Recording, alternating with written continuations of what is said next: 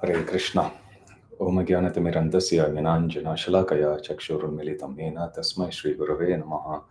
Shri Chaitanya Manobishtam Stapitam Yena Bhutale Swayam Rupa Kadamayam Dadati Swapadantikam Vandeham Shri Guru Shri Yuta Padakamalam Shri Gurun Vaishnavamscha Shri Rupam Sagrajatam Sahagana Raghunatanvitam Tam Sajivam Sadvaitam Savadutam Parijana Sahitam Krishna Chaitanya Devam Shri Radha Krishna Padan Sahagana Lalita Shri Vishakhan Vitamscha He Krishna Karuna Sindhu Dinabandhu Jagatpate Gopesha Gopika Kanta Radha Kanta Namostute Tapta Kanchana Gaurangi Radhe Vrindavaneshwari Vrishabhanu Sute Devi Pranamami Hari Priye Vanchakalpatarubhyascha Kripa Sindhubhya Evacha Patitanam Pavanebhyo Vaishnavebhyo Namo Namaha Jai Shri Krishna Chaitanya Prabhu Nityananda Shri Advaita Gadadara Sivasadi Gaura Bhakta Vrinda Hare Krishna Krishna Krishna Hare Hare Hare Rama Rama Rama Hare Hare Mukam Karoti Vachalam Pangum Langayate Girim Yat Kripatamaham Vande Shri Gurun Dinatarinam Paramananda Madhavam Shri Chaitanya Ishwaram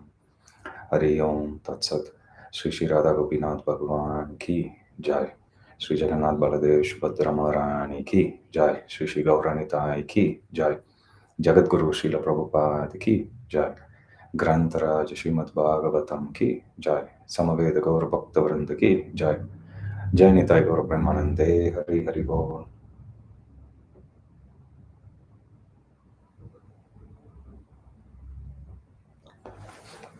Hare Krishna. Before we get started today, just a couple of quick announcements. Last few months, my schedule has been a little tight, uncertain. So that's why we were not able to start at 10 a.m. From next week onwards, we'll start our weekly Bhagavatam summary study at 10 a.m. every Saturday. So that's one. And second one is tomorrow is Bhadra Purnim. So if you haven't gotten a set of Srimad Bhagavatam, it's a fantastic day to get a set. You can contact Radha Vinod Prabhu. The details are there in our social media pages, or if you visit our temple, you can take a set from here. It is said, and Srila Prabhupada also mentions about this in the purports, that whoever gives a set of Srimad Bhagavatam on a full moon day, they'll be awarded with Krishna Prema, and at the end of their life, they'll go back to the spiritual world.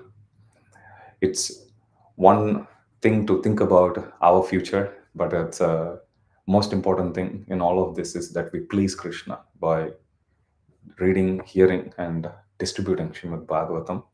So if you're waiting for an auspicious day, it can't get better than this, and tomorrow is the best date. Please do contact Radha Vinod Prabhu. I will also be sharing the poster in the WhatsApp group, as well as I think the poster is out there already in our other media channels, including Facebook, Instagram, and other places.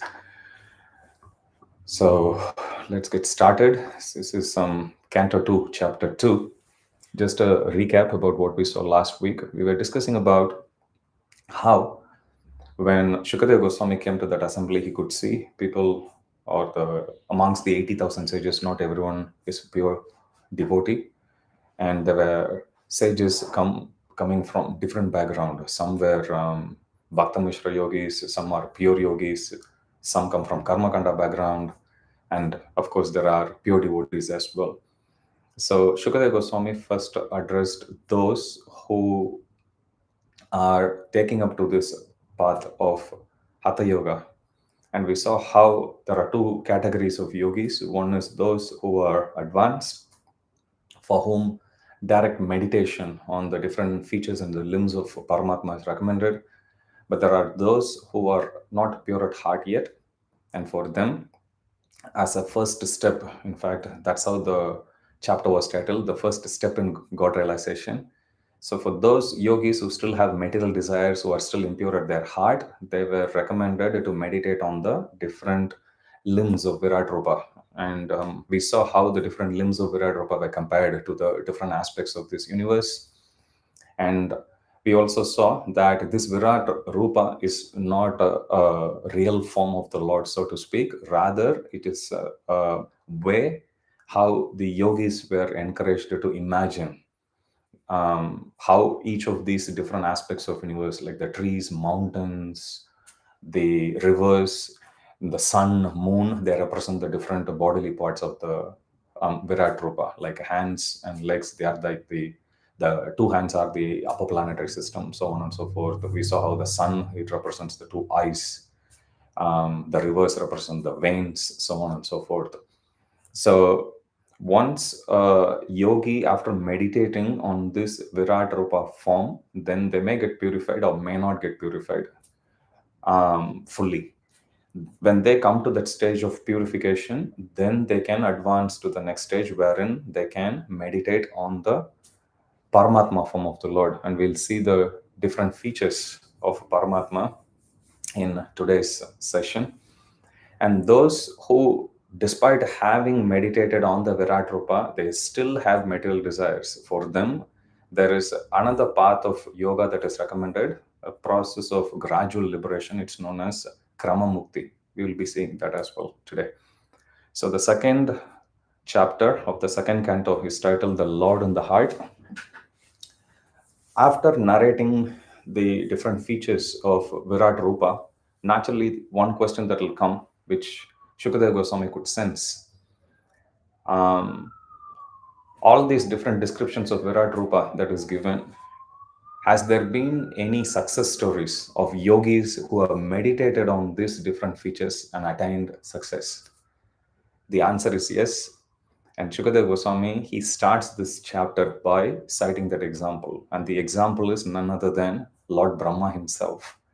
Lord Brahma, he created, or as the secondary creator, recreated the universe by meditating on the Virat Rupa form. So there is a success story who followed on this path. We should not mistake that Lord Brahma was very impure at heart, but Brahma also, to authenticate this process, he followed this and then he established all the different 14 planetary systems. So when Parishit Maharaj, before the arrival of Shukadeva Goswami, when he had asked this question, two questions we saw, Yachrotavyam Ato Japyam, Yasmartavyam, Dribi Prabhu, Smartavyam Bhajaniyam Va, Bruhi Adva Viparyayam. So we saw he's asking, Yachrotavyam Ato Japyam, Yatkartavyam Dribi Prabhu. What should one hear? What should one speak? Smartavyam Bhajaniyam Va. What should one remember? What should one worship, or who should one worship? So in answer to that, different people gave different opinion prior to the arrival of Shukadeva Goswami, and among those sages there were some who thought Karma Kanda is a good option. So in this chapter, Shukadeva Goswami, after citing Lord Brahma as an example of somebody who meditated on the Virat Rupa, he then goes and he rejects the path of Karma Kanda to answer or to address those section of the sages, those section of those 80,000 sages who were proponents or who promoted Karmakanda as one of the options. He says that the path of the Vedas, and Krishna also, we see in Bhagavad Gita condemning that path of the Vedas, even though it is coming from the Supreme Lord, the Vedas themselves, they there is no direct reference to worshipping of the Supreme Lord as the primary focus. Instead, the main focus of the flowery Vedic language is heavenly enjoyment, or how to fulfill one's material desires, even as we live in this material world. So Shukadeva Goswami condemns this path, because if one's intelligence goes into making plans of how to enjoy, then one can easily get lost. One can never make a U-turn and come back to the path of liberation. So first he establishes that following the Vedic path, one has to be very careful. Otherwise, Vedas will lead one, the Karma Kanda section of the Vedas also has got Karma Kanda, Jnana Kanda, and Upasana Kanda. Upasana Kanda talks about worshipping, but the primary focus, or at least the most prominent focus, has always been sense enjoyment. So Shukadeva Goswami is adding a word of caution here, that if one's intelligence gets diverted by these flowery languages of the Vedas, then it becomes very hard for one to make a U-turn, to shift their focus to come back to the path of mukti, path of liberation. So one should stay away from it, and that's the best course of action one can take when it comes to following the injunctions of the Vedas. And he says that one should live with one's minimum necessities. If somebody is intelligent, then they will endeavor to live with only minimum necessities. And what is that minimum necessity? Now, the first thing, in order to understand the flow here, we should connect this section to the question which Parishit Maharaj asked. Parishit Maharaj had asked, what is the duty of a dying person?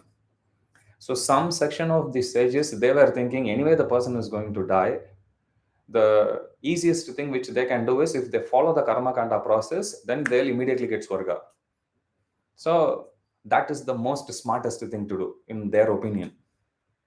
But here Shukadeva Goswami is saying that if one is if the question is about the duty of a dying person, then why increase one's attachment to the material desires? Why increase one's attachment to material sense enjoyment? Instead, one should give up everything and take shelter of the creation of the Lord who had provided so many different avenues, so many different ways to take care of our bodily necessities. And he gives the different example. Why does one need a cot and a bed when one can just lie on this earth? Does an earth provide the flat beds? He asks like that. Why does one need pillows? Doesn't it suffice for one to just use one's elbows as one's pillow to sleep like this? Why does one need a pillow? Why does one need utensil when one can just cup one's hands with the palms? If they want to get arms from people, they can get arms like this. Or if one wants to scoop up a palm full of water, they can do that and they can drink. They don't need any more utensil. They can pluck a fruit and they can eat. So what is the need for any other utensil? Why does one need clothing when they can use the barks of the trees? Are there not torn clothes on the roads? People can pick up even those clothes and take. Why does one need to wear it? Especially if the question is about duty of a dying person. Why does one need to decorate so nicely at that stage in their life? Why do one need to even be dependent on others when the trees give in charity abundantly fruits?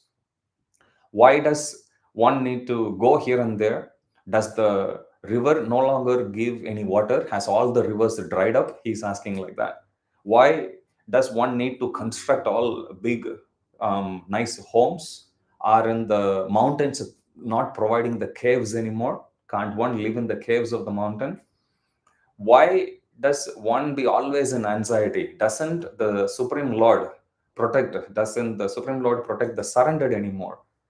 And why do one need to flatter rich men when the Supreme Lord has already given everything? He has given the earth for one's bed. He has given the caves of the mountain as one's residence. He has given trees that can provide all food. He has provided the rivers to provide all water. He has provided the trees whose barks and skin can be used as one's clothes. So in this way, Supreme Lord has already given everything, especially for one who is in the last phase of the life. So what is the need for karma kanda? So in this way, Shukadeva Goswami establishes the path of liberation and he outrightly rejects the path of karma kanda. So he says, rejecting all this karma kanda, if one focuses on worshipping the super soul, which is on the path of liberation, then one's ignorance will be destroyed and one can achieve liberation. This is the action of all intelligent person. And now Shukadeva Goswami is going back to the topic which he had started in the previous chapter, which is, if you recollect our discussion last week, we were discussing about the 8 stages of Ashtanga Yoga. As the name implies, Ashta Anga. Anga means limbs, Ashta means 8, Ashtanga means 8 limbs: Yama, Niyama, Asana, Pranayama, Pratyahara, Dharana, Dhyana, Samadhi. So we saw how Yama, Niyama, rules and regulations, Asana, the yogic postures, bodily postures, then pranayama, breath control, pratyahara, controlling the mind, pulling everything back, wherever the mind wanders.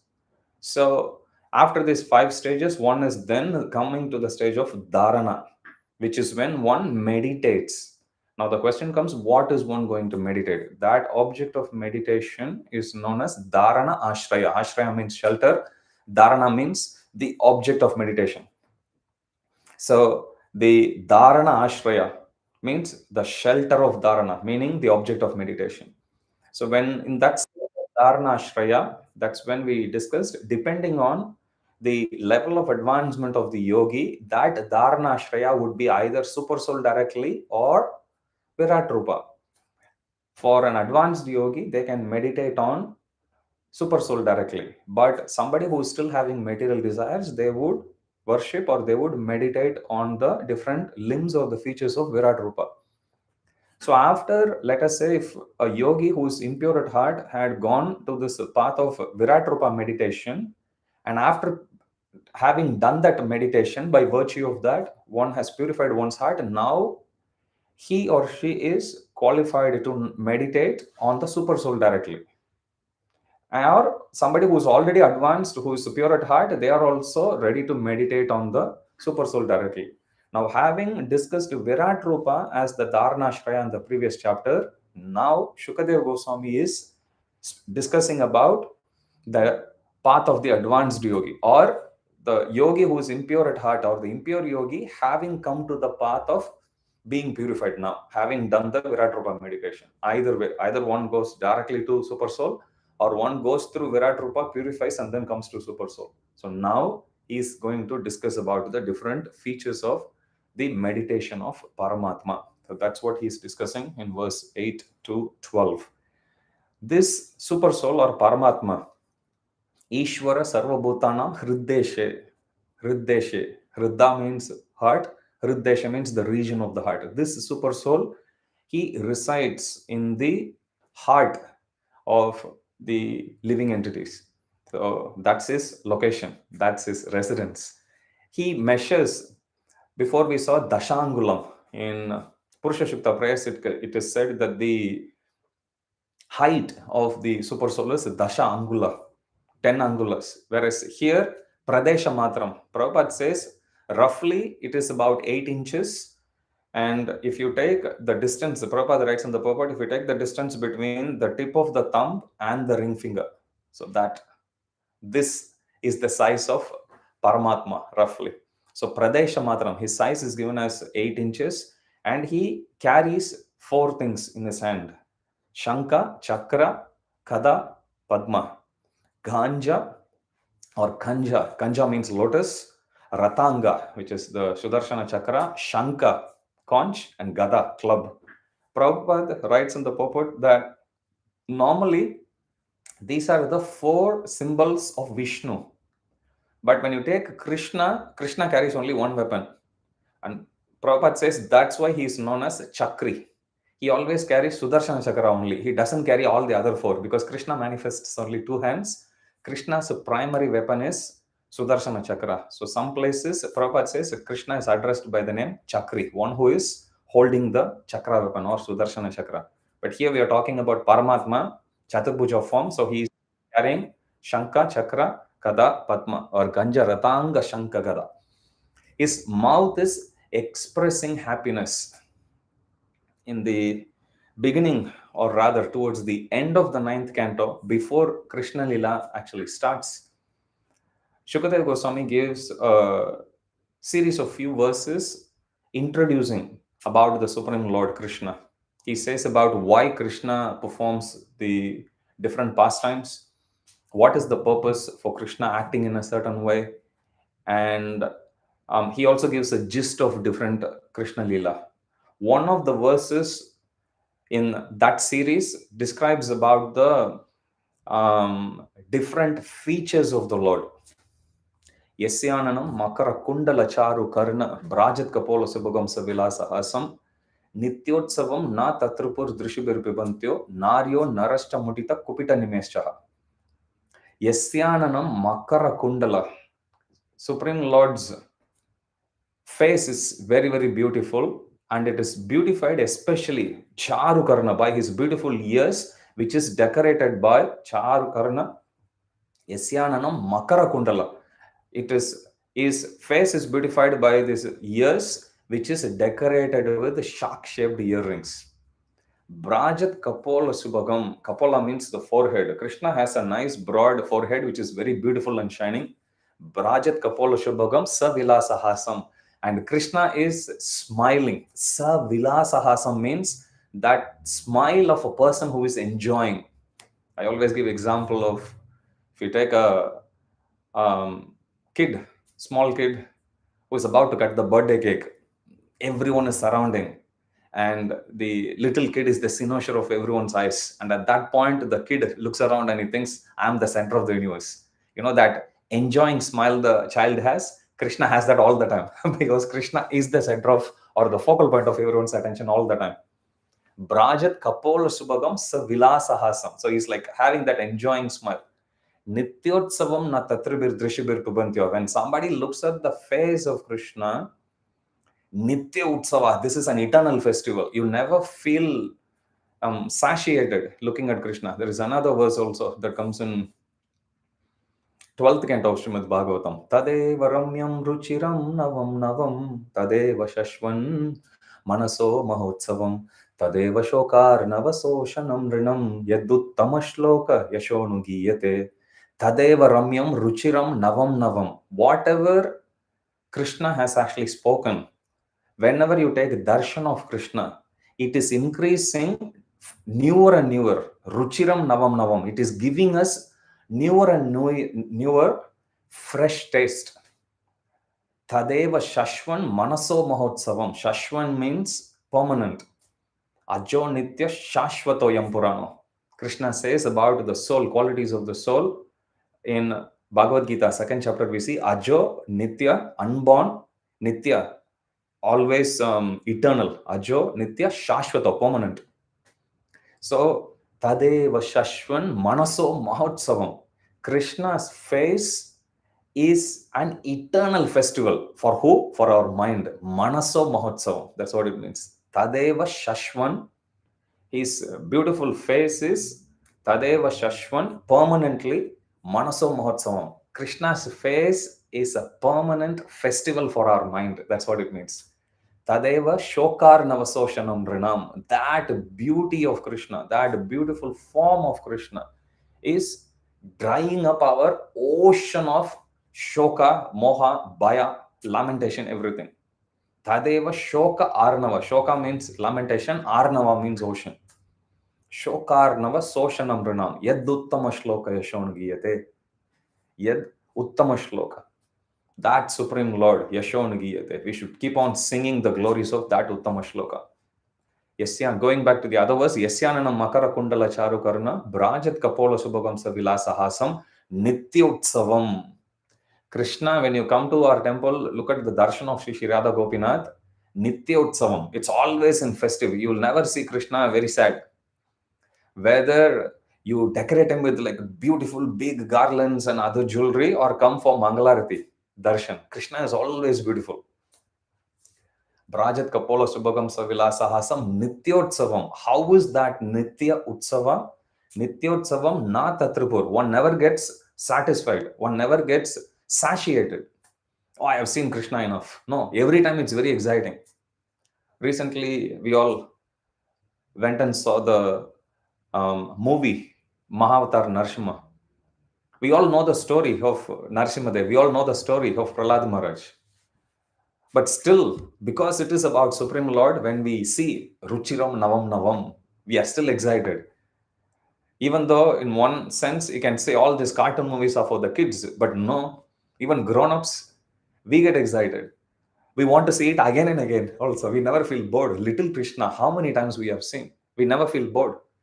So Prabhupada says this is the beauty of the spiritual pleasure versus material pleasure. Material pleasure, people gets bored over the years. Little Krishna never goes out of market. Mahavatar Narasimha also will never go out of market. You will always see after 10 years or 20 years, we'll still see, it will still evoke devotional emotion from within our heart. So we can say it this way, that when when one sees Krishna, that Krishna's beauty Na tatribir drishibir pibantyo. When the eyes, drishibi means eyes, pibantyo means drinking. When one drinks the beauty of Krishna, na tatribir, one never feels satiated. Yasyananam makara kundala charu karna, brajat kapola subhagam savila sahasam, nitya utsavam, na tatribir drishibir pibantyo. Naryo narascha mutita kupita nimeschaha. Having drunken this beauty of Krishna through their eyes, Naryo Nara, both Nari, which is gopis, Nara, gopas also. When their eyelids are batting like this, they get so disturbed that they curse the creator Brahma. Why did you create this eyelid? Even though it's just coming for a very quick flash, slightly closing, they can't stand to tolerate that because it's obstructing their darshan of Krishna. So this is the beauty that's given. Coming back to this verse, Krishna's mouth, it expresses happiness. His eyes are like lotus petals. His garments, yellowish, pitambara. It yellowish like saffron of kadamba flower, bedecked with jewels. Ornaments made of gold. And Krishna has got different ornaments also. And we'll see that headdress and earrings glowing. Krishna's crown is glowing. Krishna's garments are glowing. Krishna's jewels are glowing. Krishna's lotus feet, he has placed his lotus feet on the heart of the yogis. Krishna's chest is decorated with the beautiful Kaustuba jewel, which has a beautiful carving of a baby calf. Other jewels are also decorating on Krishna's shoulders. Krishna's torso is garlanded with fresh flowers, Vaijayanti Mala. Ornament wreathed around his waist. Krishna has also got like a waist belt made of beautiful ornaments.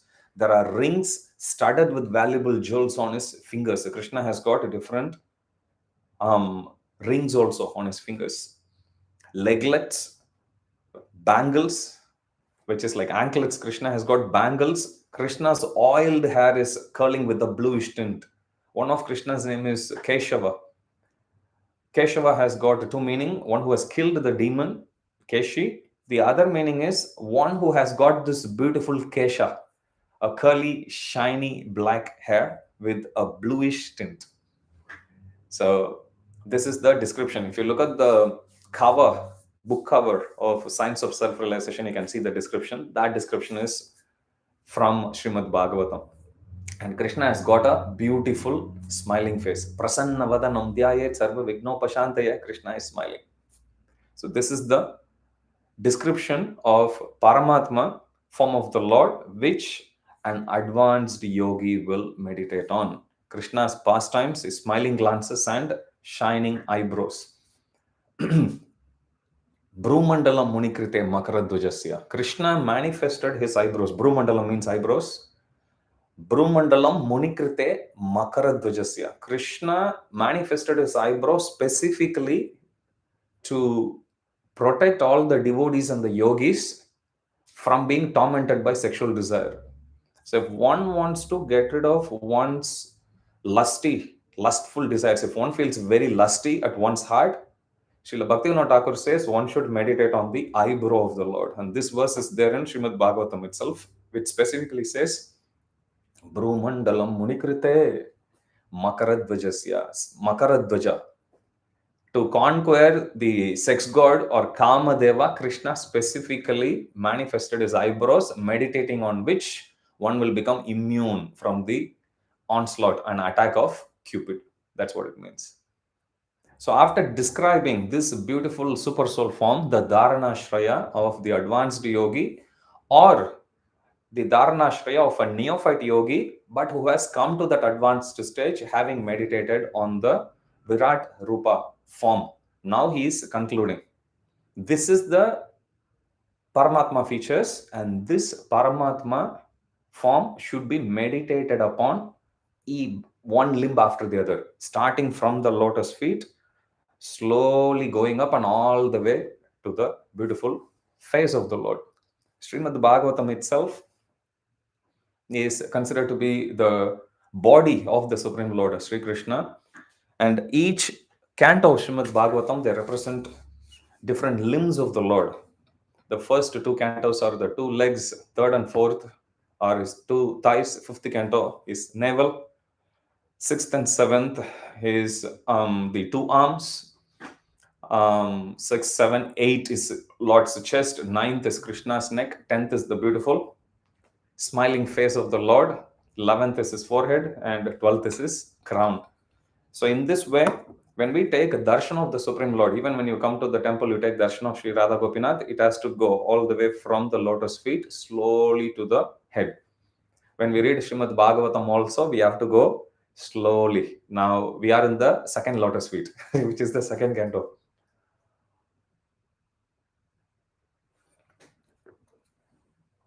So this is how one meditates on the Paramatma. And then Virat Rupa. But if a person is not sufficiently developed, one should continue to meditate on the Virat Rupa. So in this way, Shukadev Goswami is establishing how one meditates on the different Dharanashraya of the process of meditation. Now, having said, established the Dharanashraya, now Goswami is going to elaborate on the practice of the advanced yogi, how such an advanced yogi, having meditated upon the different limbs and the bodily features of Paramatma, will prepare himself or herself to leave this body. So now he is going to describe about the process of liberation, how the soul of such an advanced yogi is going to leave the body. So first step is when one decides to give up one's body by Bhakti Mishra Yoga, which is yoga, Mishra means mixed, yoga mixed with Bhakti. Any process of spirituality, any yoga is incomplete without Bhakti. There has to be some tinge of Bhakti, be it karma yoga, be it Jnana Yoga, Ashtanga Yoga, Sankhya Yoga, any yoga we take, and of course Bhakti Yoga. Bhakti has to be there. Without bhakti, no yoga is completed. Yoga means to connect oneself with the Supreme Lord. One cannot connect oneself with the Supreme Lord without any bhakti. There has to be a tinge of bhakti at least. So this process is for Bhakti Mishra Yoga. Yogis, but they still have some aspect of bhakti there. They still get attracted. When they look at the different features of Paramatma, of course they will get attracted. It is said that when the Supreme Lord came as Matsya Avatar was a big, gigantic goldfish with the unihorn, with one horn. This beautiful form of the fish was 8 million miles long. And as it was swimming, as the Supreme Lord was swimming as Matsya Avatar, all the aquatics, Jalaja, Navalakshani, 9 lakh varieties of aquatics, they got attracted. This is Supreme Lord's preaching to aquatics. Prabhupada says Supreme Lord takes his appearance in amongst all the living species, including plants. There may be one beautiful tree. We have Tulsi Marani, we have Amlaki, which is also considered as a form of Vishnu. So even among the vegetations, we will see there are forms of the Lord. We have like holy trees, which will still attract others. So Krishna never forsakes anyone. Krishna, no matter how lowly a species one is born in, still Krishna will always accompany. Paramatma will never forsake anyone. Even creatures which we will cringe, we don't want to go closer, Krishna will still be accompanying such a soul within the body. That's the unlimited compassion of the Supreme Lord. So here, starting from Yama, Niyama, all the way to Pratyahara, one practices in the life of, be it a neophyte yogi or an advanced yogi. After that, when one comes to the stage of proceeding further, which is Pratyahara, Dharana, Dhyana, and then coming to Samadhi, an advanced yogi, they start to meditate on the different bodily features of the Lord. And after doing that, one comes to the stage of turning all their focus inward, their mind, intelligence, and then slowly they go to the platform of soul, and the soul is totally devoted to the super soul, connected with the super soul by the process of yoga. And at that point, one feels full satisfaction at one's heart. Technically, this stage is known as Labdopashanti. one gets shanti. Labdha upashanti means full satisfaction and peace at heart. So this is the stage a yogi attains by meditating on the different bodily limbs of the Supreme Lord. At this stage, when one comes to this stage wherein one is solely and wholly focused on the Supreme Lord, when they are in the Labdha platform, there won't be any influence of time with them. You will come across some yogis in Vedic times. Even nowadays, also, you will hear some reports. We don't know which is true and which is not. In Kali Yuga, it's a little difficult to establish the authenticity of it. But definitely, we can take the proofs from the Vedic scriptures. Yogis living for hundreds of thousands of years, tens of thousands of years, hundreds of years. So the time won't influence them anymore. The demigods won't influence them anymore. The different gunas, the modes of material nature, false ego, nothing will influence them anymore. They will remain youthful, they will remain energetic, they'll remain fully focused beyond the influence of the any of this material energy, any aspects of the material energy. But this is possible only when one meditates and is in full connection with the Paramatma within one's heart. And at that stage, one then realizes Brahman, Vaishnavam Padam, and they completely reject anything which is distracting, any kind of siddhis, any kind of material attractions and aversions. They go beyond this point and they meditate on the lotus feet of the Lord at every moment. We say generally Brahman, but if we read Brihad Bhagavatamrita, even in Brahman platform, there is a Supreme Lord there as well. So whether one worships Brahman or Paramatma, and of course Bhagavan, they cannot escape the lotus feet of the Supreme Lord. Lotus feet of the Supreme Lord is everywhere, even including inside Brahman as well. So such a yogi then comes to the platform of Brahman realization. And when they are with their connection, their soul focus, their soul is connected to the lotus feet of the Lord, at that point, they then slowly liberate themselves. They destroy all their subtle desires at that point, and they slowly raise their life air, also known as prana, from Muladhara, Swatisthana, Manipura, Anahata, Vishuddha, Agya. Slowly, they rise right from the anus all the way to the forehead, and then they shut down all the different holes of the body. And then through the Brahmarandra, which is right at the top, there's a bindu, tiny hole. By clogging all the other holes, they push their soul through that Brahmarandra, and that soul then penetrates beyond all the different coverings, layers of the universe. There are like 10 layers that are given. We'll study that when we come to the 5th canto of Srimad Bhagavatam in Vedic cosmology. After piercing through all of that, the soul then goes to the shelter of the lotus feet of the Lord, and the soul attains liberation. So this is the further practice of an advanced yogi who has either directly meditated on the different bodily features of the Paramatma, or having come to that platform, going through the path of a neophyte yogi who first meditates on the different features of the Virat Rupa and then having come there. Now, having discussed about these two sections, the path of the advanced yogi and the path of the neophyte yogi, Shukadeva Goswami touches on one other categories of yogi and one other path. This path is for those yogis who started as neophyte, who still have material desires, and to come out of that material desires and meditate on the different features of the Virat Rupa. But despite doing it, they still have material desires.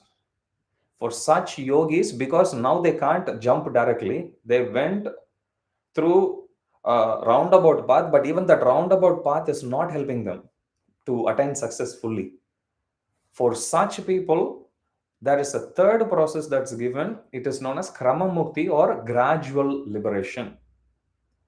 So these yogis, unlike the advanced yogis who meditate on Paramatma and raise the life air and get liberate, and they liberate their soul, they cannot do that. Because of that, these yogis are advised to follow a certain step-by-step process, and he is going to elaborate on this particular gradual liberation process known as Krama Mukti. So here, this attached yogi, because they can't completely liberate themselves, what do is they have desires to enjoy, and to enjoy them they were allowed to go to higher planetary system. Slowly, step by step, they go to one planet after the other. Finally they go to Brahma Loka, and in Brahma Loka they have the choice of either staying with the Lord Brahma until the end of Brahma's time and they go back to spiritual world along with Lord Brahma, or while in Brahma Loka also they can slowly practice this path of yoga and they can liberate themselves. But it is a very slow gradual process. They won't, unlike the advanced yogis who will go back to Godhead in this very life, these yogis will take millenniums to go back. So this is the third process which he mentions here. If the yogi still has a desire to enjoy Brahmaloka, Paramesthyam, or to travel in the outer space, some yogis may like that, or they may cultivate the desire. I would like to fly between different planets. I would like to go try out different higher planetary systems. It's known as Vaya Sanam. So such desires, if they have to travel on the outer space or enjoy mystic powers, 8 types of mystic powers, Ashtadipatyam. So if one has any of these desires to enjoy Paramesthyam, which is the higher planetary system, or to travel to outer space, Vaihaya Sana, or if one want to enjoy the 8 mystic process, also known as Ashtadipatyam, if one has any of these, then by Virat Rupa meditation, they will slowly, simply by stick, because they are not advancing to the next stage to go to Paramatma meditation, but simply by meditating on the Virat Rupa, they will quit this body and they will go to higher planetary system in a subtle body, and gradually they go. What is that path? He is going to describe now. Such a yogi, Virat Rupa meditator, will be endowed with Vidya, Tapa, Yoga, and Jnana. So, what is the benefit of meditating on the Virat Rupa form of the Lord, which is the different aspects of material creation: sun, moon, earth, trees, mountains, but everything in connection with the Supreme Lord? To see each of these aspects as the different bodily limbs of the Lord, such a person, by virtue of their Virat Rupa meditation, will gain Vidya, which is knowledge, Tapa, they will grow in their austerities, Yoga, they'll feel more connected, as well as Jnana, they'll also have a lot of knowledge. And after doing that, now they first to go. When such a person dies, quitting the gross body, their subtle body, they will first to go. First stop will be in Vaishwanara Loka. This is the Loka of the deity of fire. And while they are there, they'll be cleansed of all desires because they still carry material desires. That's why they go to the first stage. This is Krama Mukti, which won't be liberation. Means Muktir Hitva Anyatarupam Swarupena Vyavasthiti. One gets rid of all desires, anything to do with the material world, quit everything in this world and they go back. That's Mukti. Krama Mukti, this cleansing or this giving up happens, but in stages. First, they are giving up their material desires. How? Going through the fire in the planet of the deity of fire, where Agni Dev is there, they go through that fire. That place is known as Vaishwanara Loka. Aham Vaishwanaro Bhutva. Krishna says that. That's the fire of digestion.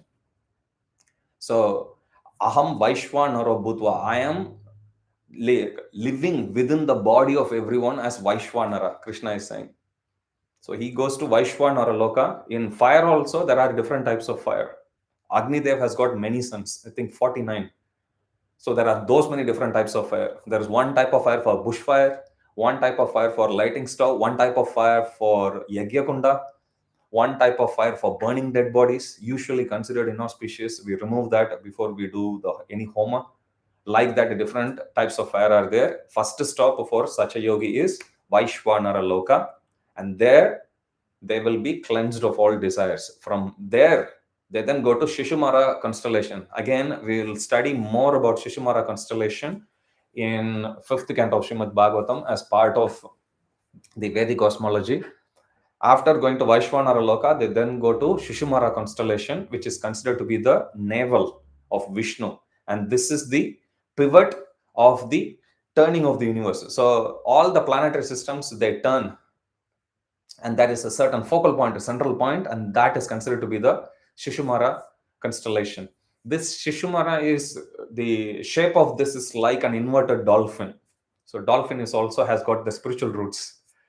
And here, by going to the Shishumara constellation, this person now comes to the stage of directly dealing with the Supreme Lord Hari, which they couldn't do while they were in material world.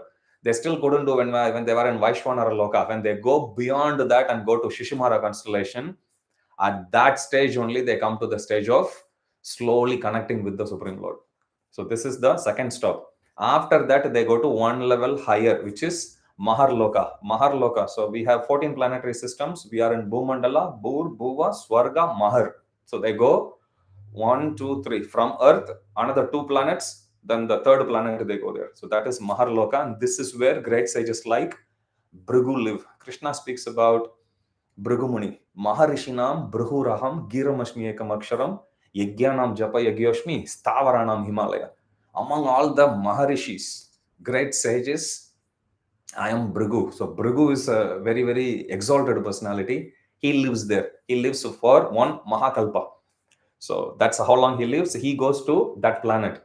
Now, whenever Lord Brahma sleeps at night, the lower planetary systems below Maharloka, they all burn. So even at that time, Swargavasis, they actually go to higher planetary system as refugees. It's given. If you read Srimad Bhagavatam, that section about what happens when Lord Brahma sleeps is given. At that time, higher residents, when they look down, they will see all the below 11 planetary systems burning. So when this yogi, after going through first Vaishwanara Loka, then Shishumara constellation, and finally when they go, or rather when they go to Maharloka, there he would see all the lower planetary systems getting burnt, from where Anantasesh is down, hosting Garbhodakshai Vishnu as his bed. Anantasesh just looks up, and from there, can you imagine? From hundreds of thousands of miles below, it is spitting fire, and that fire goes all the way up to 11 planetary systems up, and it burns everything. And this yogi is in the 12th planetary system looking down. So that's the description that's given. He would see, and then finally, as a final stop, he'll go to Brahma Loka, also known as Satya Loka. And there he'll be beyond lamentation, age, death, fear, everything. The personalities in Brahmaloka, their body is not made of earth, water, fire, air, ether. Their body is made of intelligence. So there he will feel compassion for all the suffering jivas. So this is the mood of all the souls, great souls who are residing in Satyaloka. They have the compassion for all the fallen conditioned souls. So in this way, gradually he comes to that stage. And after reaching Brahmaloka, as we discussed before, either he goes to the Supreme Lord by getting liberated instantly by proceeding on this path of advanced yogis, or he stays there and takes the association of Lord Brahma until the end of Brahma's life, and then go along with Brahma. So when Brahma goes, Brahma takes everyone there in Satyaloka. Whoever who is in advanced stage, they go back to the spiritual world. So this is the way how yogi goes through this krama mukti, or the process of gradual liberation. And finally, when the jiva actually goes to that stage, when this person who started as a neophyte yogi ultimately or finally in this material world goes to Brahmaloka, then when they get liberated, the soul then pierces through all these different layers of the universe and then goes back to the spiritual world. Such a person attains impersonal liberation, going to the Supreme Brahman. Tenatmanatmana mupaiti shantam anandamayo vashane etam gatim bhagavatim gato yaha savai punarneha visajjatenga. So these are the two paths that are described by Lord Brahma: path of direct liberation, or the path of Krama Mukti, which is also known as indirect liberation. So now, After having described about the Kramamukti process, taking a step back, the Viratrupa meditation and process of advanced yogi, as well as Kramamukti, in between, after rejecting the path of Karmakanda. So these are all the different suggestions that were given to Parikshit Maharaj, or at least the topics were discussed prior to the arrival of Shukadev Goswami. So when Parikshit Maharaj asks this question, Yachrotavyam Atto Japyam, Yatkartavyam Ravi Prabhu, Smartavyam Bhajaniyam Va Bruhi Adva Viparyayam. What should one hear, chant, remember, and worship? What is the duty of a person at all place, time, and circumstance, and what is the duty of a dying person? So when this question is asked, now Shukadev Goswami is addressing everyone. Now Shukadev Goswami will give his conclusion. And his conclusion is, he will say, after describing everything, Shukadev Goswami says, we have seen the path of Karmakanda, we have seen the path of yoga, and the yoga also different parts, sub branches there. But amongst all this, the most auspicious path is the path of bhakti. And he will justify also, whoever who is suffering in this material world, the most auspicious path is the path of devotional service only. Nahi ato anga Shiva, most auspicious. Shiva means auspicious. Lord Shiva, most auspicious person. Nahi atonya Shiva panta vishata samstra viha vasudeve bhagavati bhakti yogo yato bhavet. He's saying, for those who are suffering in this material world, nahi atonya Shiva panta vishata samstra viha, by getting tormented in this material world, the most auspicious path is the path of bhakti yoga towards who? Vasudeva Bhagavati, towards the Supreme Lord Vasudeva. And he says, this is the verdict not just of me, because Shukadeva Goswami, he already established, he heard this from Vyasadeva before. After Vyasadeva, where did he hear it from? His guru, which is Narada Muni. We saw that in first canto. Where did Narada Muni hear it from? He heard it from his guru, which is Lord Brahma.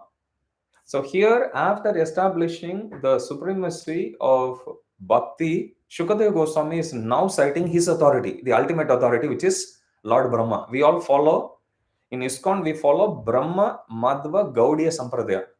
So our original guru of the four Sampradayas is Lord Brahma only. So here Shukadeva Goswami is quoting Brahma. Shukadeva Goswami is saying, this is not my verdict alone. This is the verdict of Lord Brahma. Now comes the question, what is the authority of Lord Brahma to pass his verdict? For that, Shukadeva Goswami says, this is the verdict of Brahma, who came to this conclusion after having read and scrutinized all the Vedas 3 times, not just once. Brahma has scrutinized all the Vedas, going through it 3 times, and come to the final conclusion, this is the only ultimate method. Hare Krishna, Krishna Krishna, Hare Hare, Hare Rama, Rama Rama, Hare Hare. Iti Shotashakanam Nam, Kali Kalma Shunashanam, Nata Paratropaya, Sarva Vedeshu Drishyate. There, Brahma himself is saying, I have went through all the Vedas fully. Sarva Vedeshu Drishyate. I have analyzed, scrutinized. I have done a deep seek search. Everything he has done inside the Vedas, there is nothing that is as capable and as effective in Kali Yuga. Nata Parataro Upaya. Upaya is a remedy in this age of Kali, which is as powerful and as effective as this Hare Krishna Mahamantra. And that's what Shukadeva Goswami is saying. Brahma has passed this verdict after having scrutinizingly studied all the Vedas, Rig, Yajur, Sama and Atharva 3 times. Bhagavan Brahma Katsnena Trir Anviksha Manishaya Trir Anviksha Manishaya Taddadyavasyat Kutasto Ratir Atman Yato Bhavet. So he says, this path of bhakti, Ratir Atman. Rati means attraction. This path of bhakti will develop that attraction, also known as prema to the Supreme Lord. So it is most auspicious. So after discussing everything, Shukadev Goswami is establishing the supremacy of bhakti. He says, therefore, practice sadhana bhakti. And that sadhana bhakti, how can one practice? We have heard this many times. In fact, at least twice before, is saying Tasmad Sarvatmana Rajan. Tasmad means therefore. Tasmad Sarvatmana Rajan Harir Sarvatra Sarvada Shrotavya Kirtitavyascha. We have heard this so many times. Shrotavya Kirtitavyascha Smartavyo Bhagavan Rinam. So he says, therefore, Tasmad Sarvatmana Rajan Harir Sarvatra Sarvada, all place, all time, all circumstance. One should worship Hari only. You asked what is the duty of a dying person, what is the duty of person who is living? Here is the answer.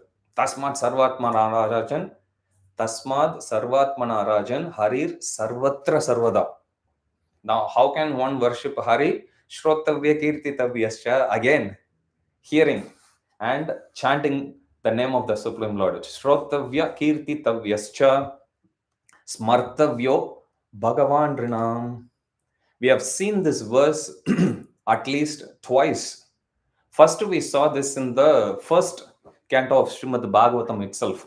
Tasmadekena manasa Bhagavan Satvatampati Shrotavya Kirtitavyascha Deya Pujaschya Nityada. Same conclusion. We also saw this in the second canto also. Shukadeva Goswami has already passed this verdict. Tasmad Bharata Sarvatma Bhagavan Ishwaro Hari Shrotavya Kirtitavyascha. The third line always repeats. Shrotavya Kirtitavyascha Smartavyascha Ichatabayam. And now he is passing the same verdict again. Tasmad Sarvatmana Rajan Harir Sarvatra Sarvada Shrotavya Kirtitavyascha Smartavyo Bhagavan Ranam. Now he says, if one practices bhakti by hearing, chanting, and remembering the Supreme Lord Hari, what benefits do they get? He says there are two main benefits. First one is one will be purified of their aim of life, whatever desires. Recently, I was sharing my experience with the youth, and I was telling them I came to Krishna consciousness because I went through a lot of depression. And in 2005, when I got introduced to ISKCON, I visited ISKCON, and then I was reading the books. First book I read was Nectar of Devotion. I went through so much distress in my personal life that to escape that distress, I will try to spend more time with the books. I didn't have any attraction. I didn't have anything. All I know was this is just too hard to handle. Let me just kill my time reading it. That's how I started to spend hours and hours reading Nectar of Devotion. So at that time, it felt that this is a great way to escape reality, which I thought reality was going through the distress. Escaping the reality was reading Nectar of Devotion. But after reading Nectar of Devotion, I came to understand actually this is reality. That was the fake reality. That was the temporal nature of the material world. I don't belong there. I actually belong here. So here, all of us have this experience. When we come to Krishna consciousness, until that point, we get tossed around. Different people tell us, do this, do that, or we are taught something. We ourselves picked up something. We speculated something. We didn't have any clear focal point in our lives. We didn't know what direction we are going. We don't know whether what we are doing is actually contributing to something meaningful in our lives. Nothing we know. We just went through the grind, ran with the other rats in the rat race. We are also rats. That's what happened. But when we started reading Srila Prabhupada's books, it gave us a deeper purpose. It taught us, Srila Prabhupada taught us who is Supreme Lord, who are we, how are we related to the Supreme Lord, why don't we remember that connection with the Supreme Lord, what is the way to revive that connection with the Supreme Lord. And now we have that confidence. We still have a long way to go. We have that confidence, however, that we are on the right path. And we know everything that we do in spirituality counts. Every single day when we do japa, this is something I tell to myself. Every day counts. Every mantra counts. Every syllable counts.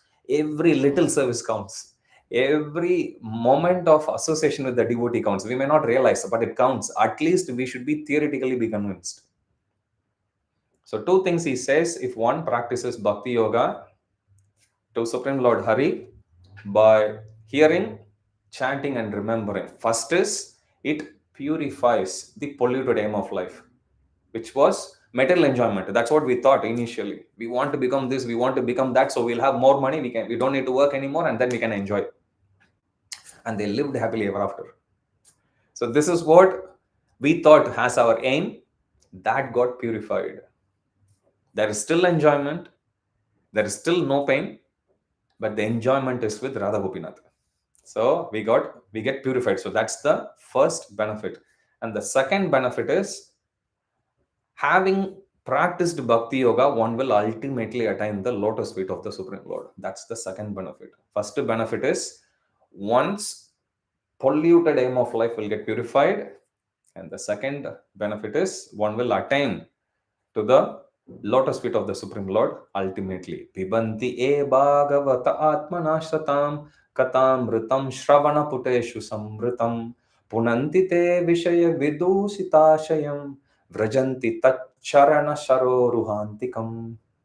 Pibanti e bhagavata atmanashatam katamritam shravana puteshu samritam. If one pibanti drinks the nectar of Krishna Katha through how?